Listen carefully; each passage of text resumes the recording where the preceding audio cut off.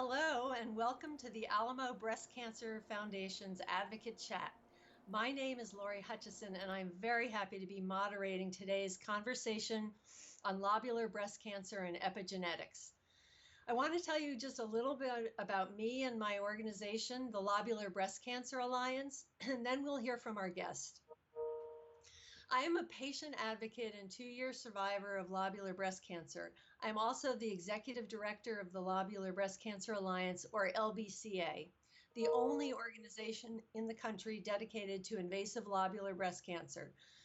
LBCA is a national organization founded by patient advocates and run by a small staff and volunteers working remotely. We work with a network of patient volunteers and advocates, healthcare professionals, and breast cancer clinicians and researchers to actively collaborate and increase knowledge of lobular breast disease, the sneaky cancer subtype that afflicts over 39,000 women a year in the US and is the 6th most common cancer in women. Invasive lobular breast cancer is significantly understudied, and we're striving in the not too distant future to be able to start funding ILC research directly. You can find out more about LBCA on our website at www.lobularbreastcancer.org. Because ILC is still not getting all of the research attention that it needs, I was thrilled to see that Dr. Rinath Jeselsohn's study on the unique epigenetic state of invasive lobular breast cancer is a featured portion of one of the education sessions at the San Antonio Breast Cancer Symposium this year. And I was further delighted when the Alamo Advocate Program agreed to an ILC-focused chat with Dr. Jeselsohn. Dr. Jeselsohn works at the Breast Oncology Center in the Department of Medical Oncology and in the Center for Functional Cancer Epigenetics at the Dana-Farber Cancer Institute in Boston, Massachusetts. Over the next 20 or so minutes, Dr. Jeselsohn will be discussing the context for her study and presenting some of the highlights of that research. And then she'll be answering some questions that I have prepared for her from an advocate perspective. Welcome, Dr. Jeselsohn. Thank you so much for being here. And I know the advocates will appreciate the information you'll be giving us. And before I turn it over to you, I just want to note for everyone's sake that I had to Google epigenetics to better understand the title of your study and found this statement from the Centers for Disease Control and Prevention, which describes epigenetics as the study of how your behaviors and environment can cause changes that affect the way your genes work. So I look forward to hearing all you have to say about this and invasive lobular cancer, and I'm going to turn it over to you now, Dr. Jeselsohn. All right. Well, thank you so much, Laurie, for the introduction, and thank you very much for having me here. It really is a great pleasure.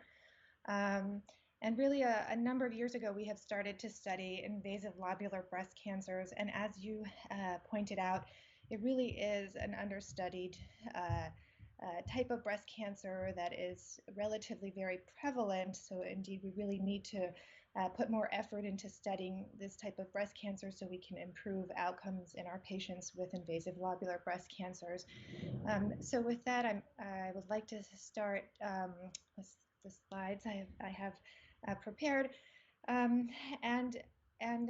Just as a brief introduction, invasive lobular breast cancers is the second most common histological subtype of breast cancer and accounts for about 10 to 15% of all cases.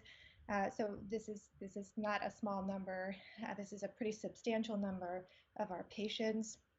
And the majority of lobular breast cancers are estrogen receptor positive, or in short, ER positive. So they're hormone receptor positive cancers, HER2 negative breast cancers, and of the luminal subtype with low or intermediate Oncotype DX recurrence scores, meaning these are cancers that, based on the recurrent Oncotype DX recurrence scores, they're not types of cancers that treatment with chemotherapy would be of significant benefit. One of the hallmarks of invasive lobular breast cancers is the loss of E-cadherin. And we know now that most of the loss of E-cadherin in invasive lobular breast cancer is mostly because of genetic events. And then the lobular breast cancers have a unique growth pattern that's characterized by small non-cohesive cells As you can see here to the right in this picture of a histological picture of invasive lobular cancer on the top, you can see that you have these single cells kind of spread out throughout the stroma, which is pink, and then the cells themselves are those purple dots.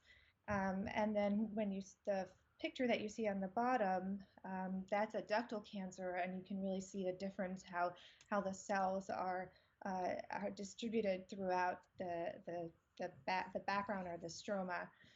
And one thing that makes invasive lobular cancers even more complicated when we start to study them is that invasive lobular cancers actually is a group of cancers because they have a number of histological subtypes that we know clinically behave very differently. So the more common type of invasive lobular breast cancers are the classic type of invasive lobular breast cancers, but then there's other groups such as including the mixed non-classic, that among those is the pleomorphic type of invasive lobular breast cancers that have worse outcomes. And then there are also alveolar, solid, and trabecular. So actually, invasive lobular breast cancers it consists of multiple cancers, which again makes it more complicated because we really need to study all of these types of invasive lobular breast cancer to really understand the full picture of invasive lobular breast cancers. If you can, we'll move on to the next slide. So invasive lobular breast cancers pose a number of clinical challenges, and I'm highlighting some of them. First of all, they present as larger multifocal tumors with ill-defined margins, and that makes them harder to detect both by clinical exam and mammography.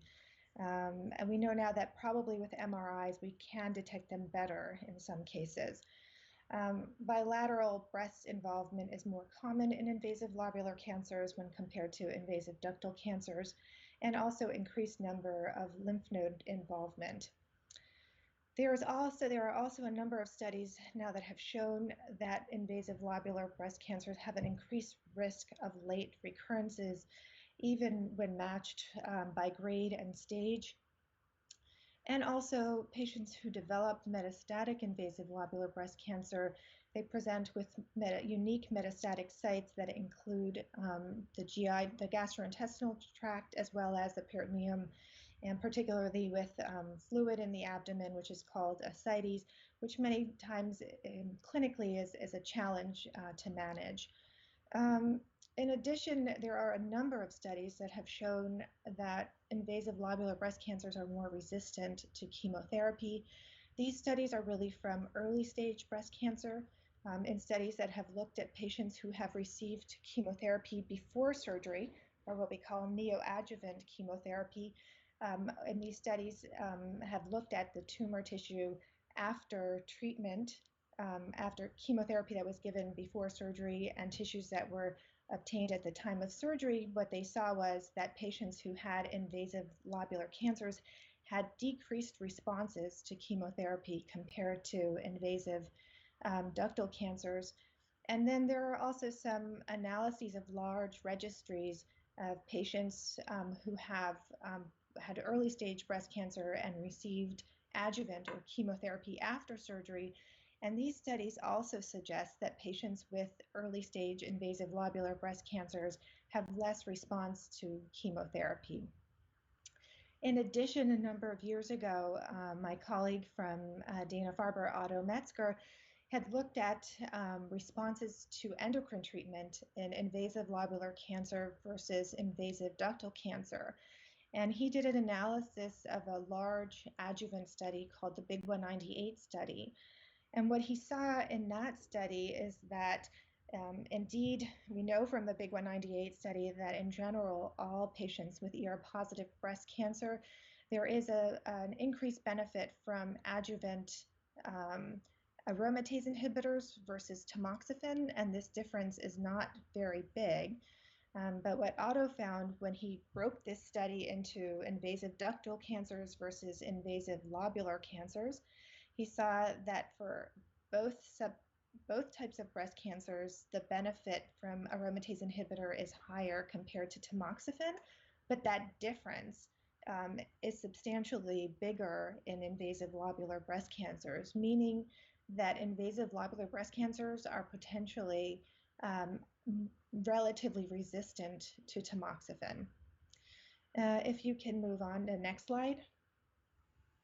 So a number of groups have looked at the genetic landscape of primary invasive lobular breast cancers and comparing them to invasive ductal cancers. And what you can see here in this figure is on the x-axis is the frequency of the alterations in invasive ductal cancers, and the y-axis is the frequency of the alterations in invasive lobular cancers. And as you can see, I highlighted here a number of the different genetic alterations that have been identified. So one alteration that is found much more commonly in invasive lobular cancer is not surprising. Those are alterations in the gene CDH1. CDH1 is the gene that encodes for the E-cadherin protein. As I noted, that loss of E-cadherin is a hallmark of invasive lobular cancer, so that is not surprising. The other alteration that is found more commonly in invasive lobular cancers is PIK3CA mutation. So PIK3CA is the gene that encodes for the PI3 kinase gene protein, which is a protein important for an important signaling pathway in hormone receptor positive breast cancer in general. And what we know now is that invasive lobular cancers, this pathway is more frequently active by this mutation in invasive lobular cancers compared to invasive ductal cancers. And then on the other hand, P53 or TP53 is the gene that encodes for P53 mutations in P53, which is more common in basal-like cancers and less in luminal, which are typically the hormone receptor positive breast cancers. These mutations are less common in invasive lobular breast cancer, and then amplifications in genes in MYC and cyclin E1, as noted here with those red dots, are less common in invasive lobular cancer. So the alterations that are less common in invasive ductal and invasive lobular cancer are more commonly seen in basal-like tumors.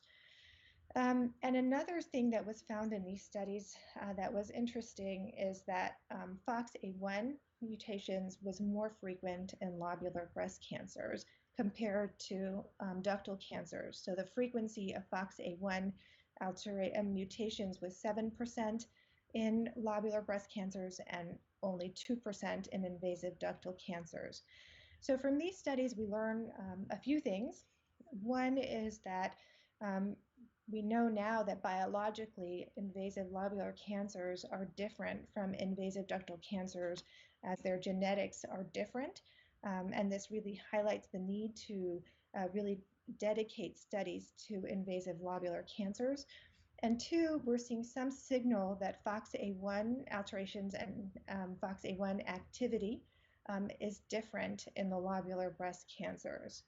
So what is FOXA1? FOXA1 is a pioneer transcription factor, and what it means is that FOXA1 is able to open chromatin that is very dense and bind to the DNA because of that, and it allows other transcription factors that are basically regulators of transcription to also bind to DNA. And we know that FOXA1 is actually the transcription factor that it basically dictates how the estrogen receptor is bound to DNA and activates the transcription of hundreds of genes. So if you can move on to the next slide, please. So what we're seeing is that lobular breast cancers are mainly what we consider luminal A, so they're strongly hormone receptor positive, and they're typically low grade, but they have divergent responses to different types of endocrine treatments. They have relatively decreased response to tamoxifen, and also they have an increase in FOXA1 mutations, and we know that these mutations in FOXA1 are associated with higher expression of FOXA1 and likely higher activity of FOXA1. So this led us to ask, does ILC or does invasive lobular cancer have a unique estrogen receptor access compared to IDC? or invasive ductal cancer. And it was important for us to look into this question because through this question, we could understand, or we were hoping to gain insights into the mechanism of relative resistance to tamoxifen, and also importantly, to identify novel therapeutic targets for personalized treatment in invasive lobular cancer. Next slide, please. So I am going to try to summarize here a lot of data. This is basically our working model from our studies. So to answer the questions that I just alluded to, we had turned to cell line models. So we used the two known lobular breast cancer cell lines, that is the SUM44 and MDA-MB134 are two cell lines that are known to be invasive lobular cancer. And all our studies we did in the lab, we compared them to the invasive ductal cancer cell lines that are called the MCF7 and the T47D model. And what we learned from our studies is that in the invasive lobular cancer models, we found much more FOXA1. So FOXA1 expression was higher. And we found that FOXA1 is actually auto-regulating itself. So it itself regulates its own transcription. And in the invasive lobular cancer models, we saw that there was high FOXA1 because it has a unique region in the DNA that causes it to have increased FOXA1 to bind more to the DNA and increase its own expression. And this expression of FOXA1 led to changes in how the estrogen receptor binds to DNA and how the estrogen receptor activity is dictated. And this led to many, many changes in the transcription of key genes. And the transcription of these genes, when we look at these genes that are different in lobular cancers versus ductal cancers, we found that these genes, if we go back to patient data, we see that these genes are associated with worse outcomes in patients who have hormone receptor positive low-grade cancers, similar to invasive lobular cancers. Through these studies, we were also able to find that this strong binding of FOXA1 and high FOXA1 is also one of the mechanisms of resistance to tamoxifen. And in addition, through these studies, we have been able to find new potential targets for therapeutic purposes in invasive lobular cancer. So what we found is that because FOXA1 dictates the way estrogen receptor regulates transcription, we found a number of estrogen receptor target genes that are key genes in cancer progression.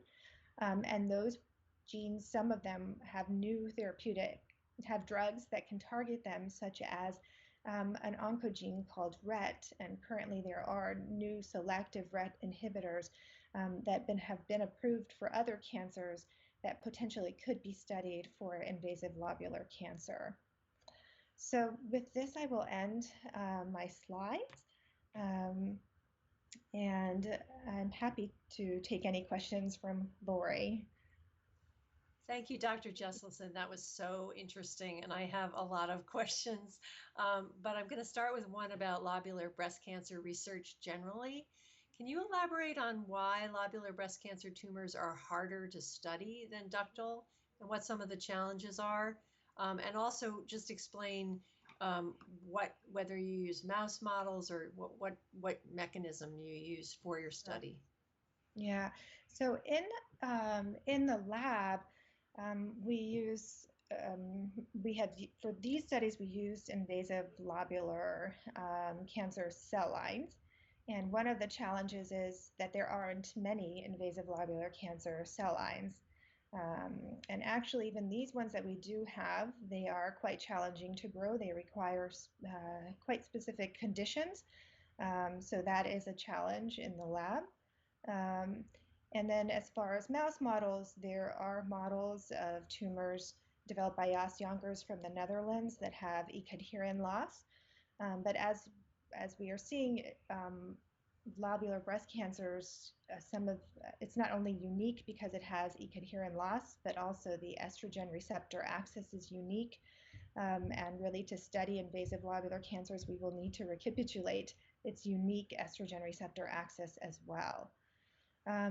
In clinical samples, some of the challenges of studying lobular breast cancers is the special histology where the cells are dispersed, because it's hard when you want to study a cancer or a tumor from tissue, you need to get an area where you have high purity of the tumor cells.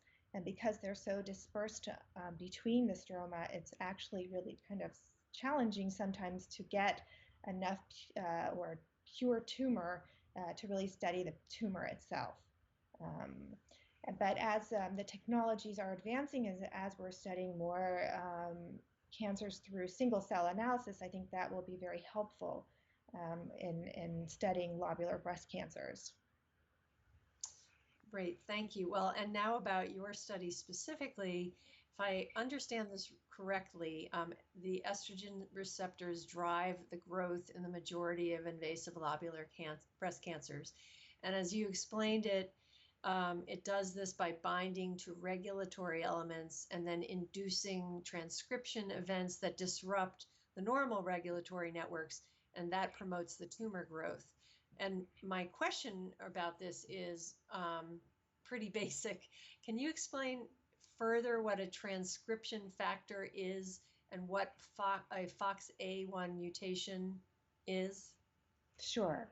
So that goes back to what is epigenetics.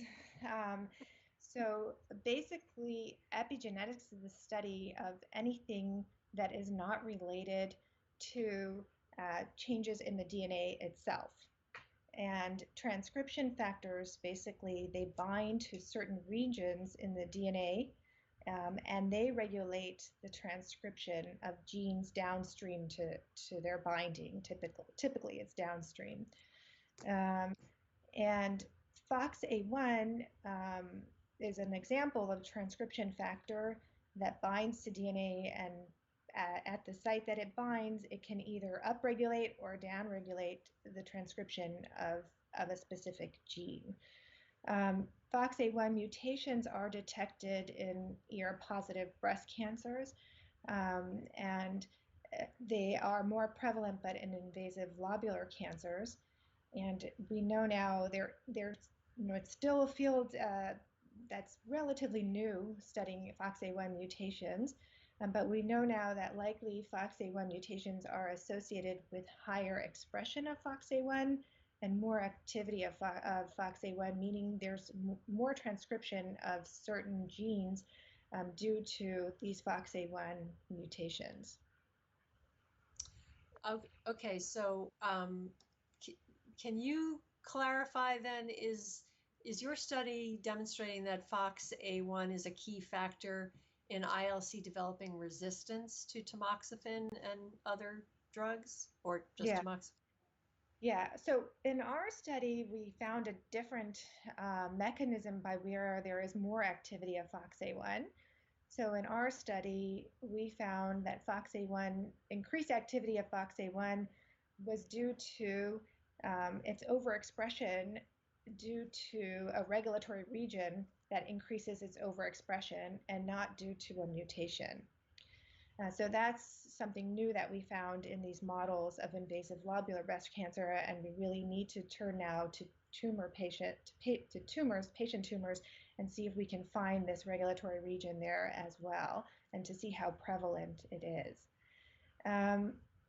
Your second question was, if you can repeat it, sorry, it was about the FOXA1 mutations again. Well, no, just whether this gives you any more information about resistance. Yeah. So in our study, what we were able to see is that really through this high FOXA1 activity, that is one of the mechanisms of resistance to tamoxifen. Other groups are also showing that high FOXA1 expression is a mechanism of tamoxifen resistance. And that's by studying, that's a group by Rachel Schiff's group at Baylor found that in models of tamoxifen resistance, they see high FOXA1, and that is due to FOXA1 amplification at the genetic level. And a recent study from Memorial Sloan Kettering had looked at FOXA1 mutations in patient samples and found that FOXA1 mutations in metastatic disease is associated with resistance to aromatase inhibitor. So still a lot to learn and a very complex topic. And I think we still need to better understand these alterations. And would you say that you've also, that the different amounts of FOXA1 in ILC versus IDC has any relationship to determining cancer histologic subtype? Like, is it now thought to be one of the defining factors in diagnosing ILC? No, we're not using that. I mean, what we're using now is really Ecoadherent is sometimes used, and it's what is done in the clinic. The identification of ILC is really histological, so the morphology of the tumor, and many times pathologists will use Ecoadherent expression as well. But I think as we're moving more and more to use genomic data, the FOXA1 mutations can be useful. But one thing to keep in mind is that there's still, FOXA1 mutations are only in about 7% of invasive lobular breast cancers. So the majority don't have these mutations. Okay. Would you say that your study has advanced the understanding of what might be needed to develop drugs that prevent cancer recurrence? So we identified a number of potential targets for treatment. One of them that I think is of particular interest because we have drugs to target them is RET. So RET has been shown to be expressed in ER-positive breast cancers many years ago. But what we saw is that in our models of invasive lobular cancer, there was much higher expression of RET. And testing some of the new drugs in these models, we saw very potent activity, suggesting that invasive lobular cancers that have high RET expression could be responsive to this drug, and it's something that we need to continue to study. Well, okay, last two questions. What would you say is the next place research should go to get closer to potential treatments that will improve outcomes for patients with ILC? Yeah, I think one important thing is as we study ILC more and more, we see that it really is a distinct tumor, and I think we need to dedicate more studies, particularly to invasive lobular cancer, because the biology is different. There is a high likelihood that these patients with these cancers will benefit from different treatments compared to invasive ductal cancer, and we really need to individualize a treatment for this breast cancer subtype. Thank you. And just my last question, what are you going to study next? So I think that one of the targets that we found, for instance, the RET inhibitors is very interesting. And I think we need to continue the studies looking at the role of RET inhibitors in invasive lobular cancer. Well, thank you so much for your time. We are at the end, I think, of this fantastic discussion, and I really thank you so much, Dr. Jeselsohn, for being here with us today. Thank you very much for giving me the opportunity to be here. It was really a pleasure.